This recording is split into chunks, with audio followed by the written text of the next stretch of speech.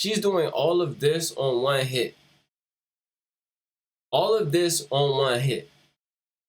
This is what you want. She is going to be OP for this boss.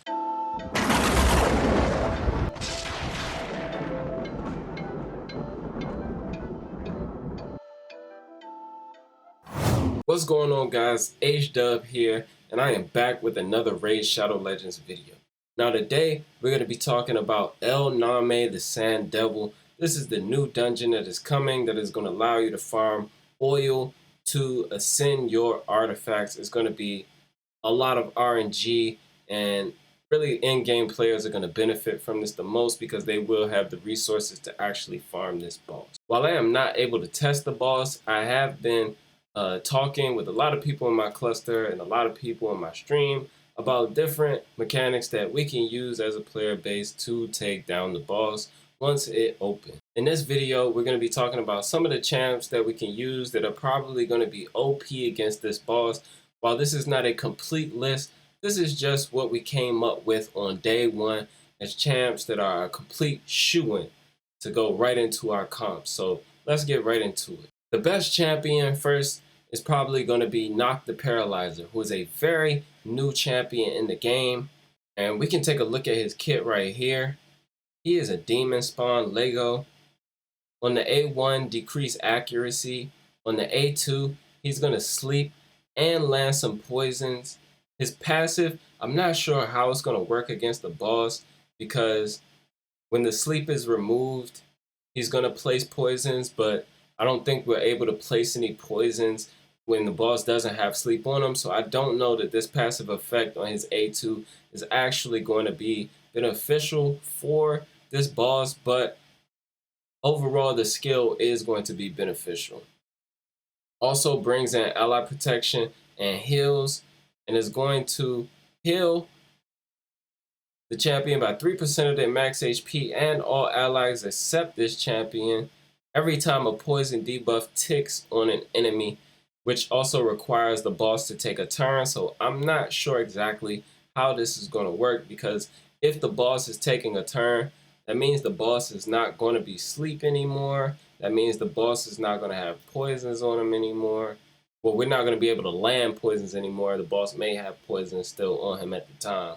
Sorry, let me correct myself. But he is probably going to be the best champion for this boss. Next champion that we're going to talk about is Gerda Bogbrew. Now, Gerda is also a fairly new champion. She's been in the game for a few months, and her kit kind of seemed overwhelming at first, but she can be used in some areas of the game. I have tried to test her in Arena with Calvalax and Zavia, and she can be viable there if you have the game to make the gear, to make it happen. But her kit is absolutely perfect for this boss. On the A1, she's going to attack one enemy, 60% chance of applying a debuff spread, which isn't that beneficial for us. She's going to decrease the target's turn meter by 10% if they are not under any debuffs. That doesn't help us at all. The A2, though, attacks all enemies, has an 80% chance of placing a 25% weaken.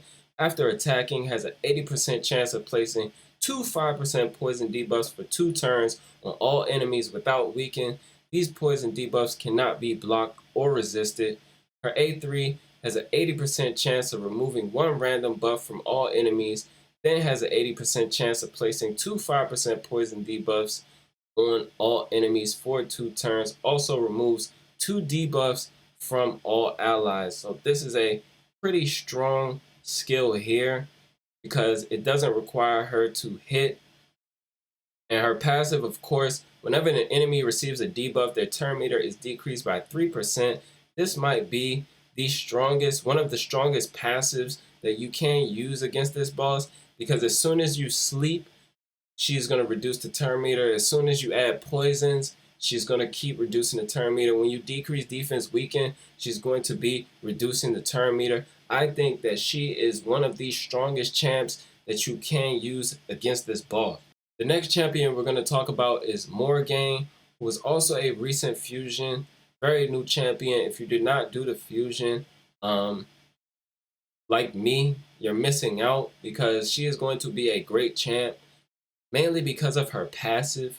Her passive At the start of each turn, places 100% heal reduction debuff for 2 turns on an enemy with the lowest HP. And of course, it's a boss, so it's going to be the boss. The debuff cannot be removed, transferred, spread, or have its duration increased or decreased by enemies or allies. And the reason why this is so huge is because the boss is going to heal, and this heal reduction just makes it is OP. It's the start of each turn. So the boss is never going to heal as long as you have Morrigan on your team. You don't want the boss to heal. Besides that, the rest of her kit obviously is going to help. She does do turn meter control. She has decreased speed and increased speed. So she is a viable option for sure. I will not read all of her kit. Her passive is just the most OP part about her for this boss that is also very helpful. But the next champion that we're going to talk about is obviously Bad El-Khazar, because everybody's talking about poisons, everybody's talking about heals. Who else other than the man who everybody is chasing right now, Bad El-Khazar? You probably already know his kit. He's going to remove debuffs from all allies and place 2 15% continuous heal on the whole team, then place 2 5% poison debuffs on the enemy for 2 turns, 3-turn cooldown booked. Put him in reflex. A lot of in-game players already have him in reflex, but if you are mid-game, this dungeon probably is not for you anyway. Most in-game players are going to have reflex for him though, and will be able to make him work. Obviously, his A1 is just an AoE, and is going to heal him alone. And wait, I'm wrong. And all allies by 20% of the damage inflicted. Wow, I did not know that. I haven't used Bad El in a minute. I haven't used them in a minute. Sorry, guys. Sorry. Also, he's going to allow you to do more damage because of the poisons that you're going to have on the boss. Poisons is going to be OP for this boss. HP burn has been ruling bosses for the past few months. HP burn has been OP. Poisons is going to be OP for this boss. I am telling you. HP burn, though, we don't count it out. HP burn is still going to be OP here. And let's go to our next champion, who is going to be an HP burn champion. Epic at that. And his name is, drumroll, Geomancer. Now, while Geo has decreased accuracy on his A1, that's an AoE, it counts as a hit. His A3 is OP. Now, if you come in with a sleep champ, sleep, and bring Geo right behind, Geo is going to HP burn and weaken, and also fully deplete the target's turn meter. And this is exactly what we want. We want turn meter control, we want debuffs, we want damage, right? We also don't want to be touching the boss while we're putting up these debuffs. And Geomancer does exactly that. He's going to place this HP burn and this weaken. Not only is he going to do that, his passive is going to reflect that when the boss smacks us after the fact, but he's also going to reduce that turn meter, all without touching the boss, all right? And that's what you want to be doing. You want to be doing to the boss, doing things to the boss, sorry, without touching the boss, right? And so that's going to lead us to our next champion, who is also an epic. And that champion is, back to Dark Elves, Sylar. Now, while Sylar is a Void champion, if you've been playing the game for a while now, you probably do have a Sylar. If we take a look at her A3 here, she's going to place a 30% decreased speed debuff on the boss without touching the boss, and is also going to decrease the turn meter of the boss by 40%. This is an OP skill here, does not require you to touch the boss, and is very helpful, all right? Now, her A1 is just a standard AoE, and her A2 also does some decreased accuracy, which is helpful pretty much everywhere. But let's get on to our next champion that we're going to talk about, which is Siphi the Lost Bride, who is probably going to shine here because she has what? Sleep on her A1. Now, the boss has to be above 50% turn meter for her to sleep, but we're bringing in a lot of turn meter control with the rest of our comp. She's also going to do turn meter for our team, as you all know, on her A2, But we really are here for this sleep, all right? Sleep, she's going to do some heals as well. Also going to bring in that great revive for us. She's going to be an amazing champion overall. Obviously, she is an amazing champion everywhere in the game. Why would we think any less of her in this dungeon? I don't need to spend a lot of time talking about it. You guys already know it. So let's go right into our next champion, which is also going to be a sleep champion in the Demon Spawn faction, Mr. Kymar. Now, we all know Kymar can sleep on his A2, kind of OP, also strip buffs, but we mainly want him for that sleep here. He's got poisons on the A1, and he's going to reset all of our skills. As you all know, everybody knows Kymar. If you don't have a Kymar, you're probably chasing Mr. Kymar. But Kymar going to be OP for this dungeon. I feel like I don't have to spend a lot of time talking about Kymar. So let's go to our next champion, which is going to be Mr. Chager. Now, Chager is a Void Lizard Men champion. Legendary, of course.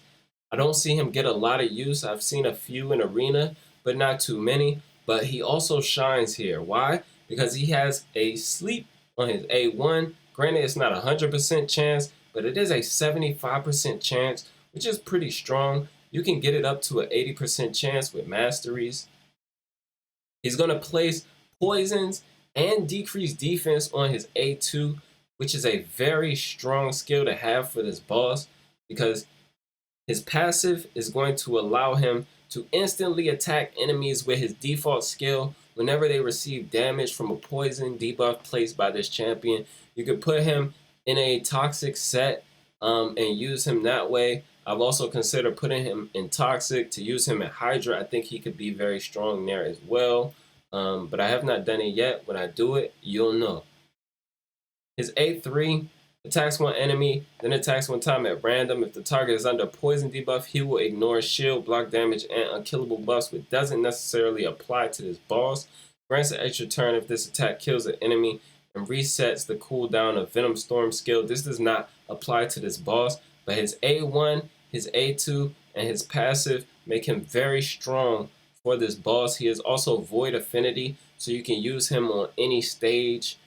He is attack based. He's going to be doing damage for you. He has relatively decent base speed for an attack champion and very nice base attack as well. His base crit damage is lower than some of the higher tier nukers who usually have 63 base crit damage, but he is still going to be a viable champion for this boss. But let's get on to our next champion on the list, which is going to be another champion in this faction, Mr. Ramantu, because no, I just realized something. We're not going to use Ramantu. We're not going to use Ramantu. I thought I was going to use Ramantu for the same reason that we could use Riho, but no, we're not going to use Ramantu because 4 times the place is actually too much to get for all of these debuffs. So you know what? Let's go right into Riho. I don't have a Riho, but if you have a Riho, Riho is going to be a very strong champion. She's going to place HP burn, decrease defense, weaken, decrease attack, and decrease crit rate, and then attack the target. Now, she's doing all of this. The stun doesn't apply, that's why I didn't say it. She's doing all of this on one hit. All of this on one hit. This is what you want. She is going to be OP for this boss. You can pretty much get all of the debuffs that you need from Riho Bone Spear. She is going to be an OP debuffer for this boss. So if you have a Riho, obviously she is Void Affinity, so you can use her on every level, every stage. Let's look at some of her other skills. She's going to be OP. All right. Her A1 attacks one enemy, places a 15% continuous heal buff on the ally with the lowest HP for 1 turn. Also places a 77.5% continuous heal buff on all allies with 30% HP or less for 1 turn. And her A3 is a cleanse. Then she's going to place block debuffs. Also heals all allies by 35% of their max HP and by a further 5% for each debuff removed from them.